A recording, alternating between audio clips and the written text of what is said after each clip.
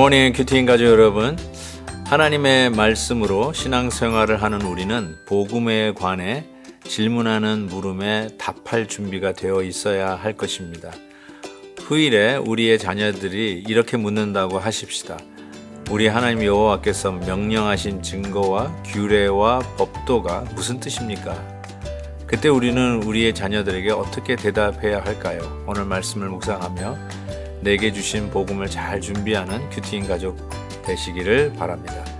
오늘 우리에게 주신 하나님의 말씀은 신명기 6장 16절에서 25절입니다.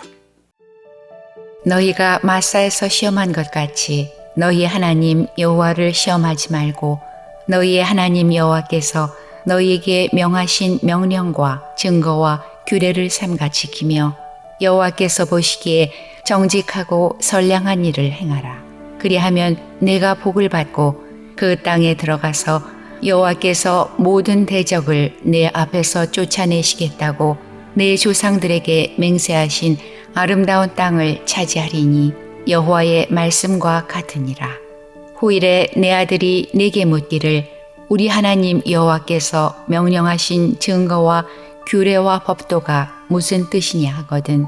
너는 내 아들에게 이르기를 우리가 옛적에 애굽에서 바로의 종이 되었더니 여호와께서 권능의 손으로 우리를 애굽에서 인도하여 내셨나니 곧 여호와께서 우리의 목전에서 크고 두려운 이적과 기사를 애굽과 바로와 그의 온 집에 베푸시고 우리 조상들에게 맹세하신 땅을 우리에게 주어 들어가게 하시려고 우리를 거기서 인도하여 내시고 여호와께서 우리에게 이 모든 규례를 지키라 명령하셨으니 이는 우리가 우리 하나님 여호와를 경외하여 항상 복을 누리게 하기 위하심이며 또 여호와께서 우리를 오늘과 같이 살게 하려 하심이라.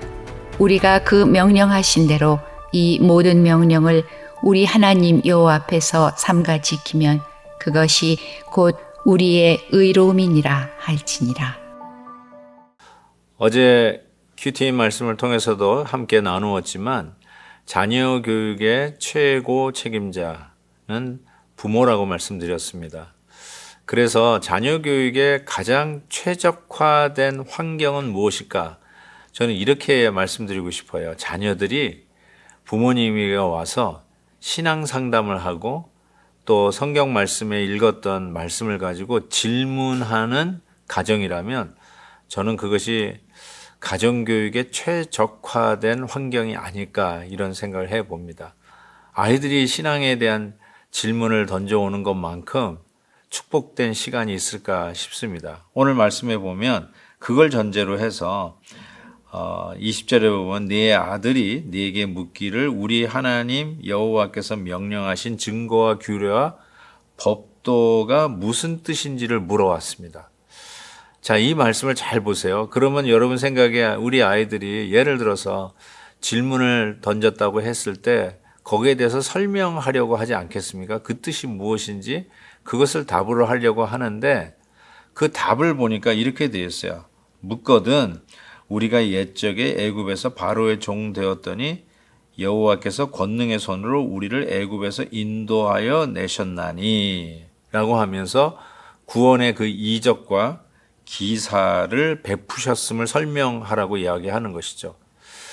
여기서 하나님께서 우리에게 이 증거, 규례, 또 법도를 주신 이유, 즉 율법을 주신 이유를 분명히 할 수 있습니다. 그것은 그 율법을 통해서 우리들이 누가 잘하나를 경쟁시키거나 혹은 누가 더 좋은 사람인지를 누가 더 큰 사람인지 누가 더 잘하는지를 알아보기 위해서 율법을 주신 것이 아니라 이 율법을 주신 이유가 무엇이냐?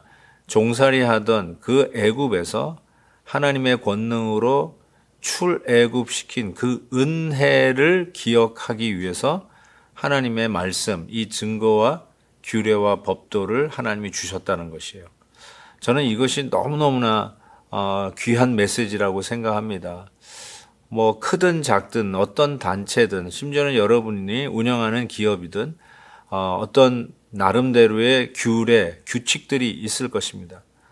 그것은 맞아요. 지키라고 있는 거겠지만 누가 지키느냐, 이걸 잘 지키면 뭐 누구에게 더 큰 상을 베풀고 지키지 않으면 잘라내고 하는 어떤 심판의 이유를 가지고 그런 규칙들을 만드는 것이 아니라 그 규칙들을 지켜가면서 지금까지 지내온 것이 하나님의 은혜인 것을 상기시키는 규칙이라는 것이죠. 저는 이런 의미에서 하나님의 은혜를 기억하는 게 하나님이 우리에게 율법을 주신 이유다라고 정의를 내리고 싶습니다. 이것이 일맥상통하는 것은 25절 마지막 부분에 보면 우리가 그 명령하신 대로 이 모든 명령을 우리 하나님 여호와 앞에서 삼가 지키면 그것이 곧 우리의 의로움이다라고 말씀합니다. 와, 이것은 그냥 표면적으로 생각하면 잘 지키는 사람에게는 그냥 의롭다라고 하는 상장을 주신다, 이렇게 이해하고 끝날 수 있는데 실은 우리는 경험적으로 압니다. 누가 하나님의 이 모든 규례와 법도를 다 지켜 행하는 자가 있겠습니까?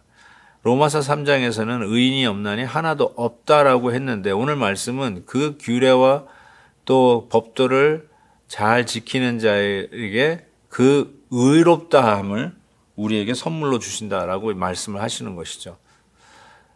방금 말씀드린 것처럼 하나님께서 우리에게 이런 증거와 규례와 법도를 주신 이유는 기적적으로 우리를 출애굽하게 하신 하나님의 기사와 이적을 기억하는 은혜의 모습을 기억하라는 것이고, 우리 자녀들이 그와 같은 질문을 던졌을 때 왜 이런 증거와 규례와 법도가 생겼는지 하나님께서 우리에게 이 출애굽하는 은혜를 베푸셨기 때문에 그것을 기억하기 위해서 이와 같은 법도가 생겼다는 것을 가르쳐 주라는 것이죠.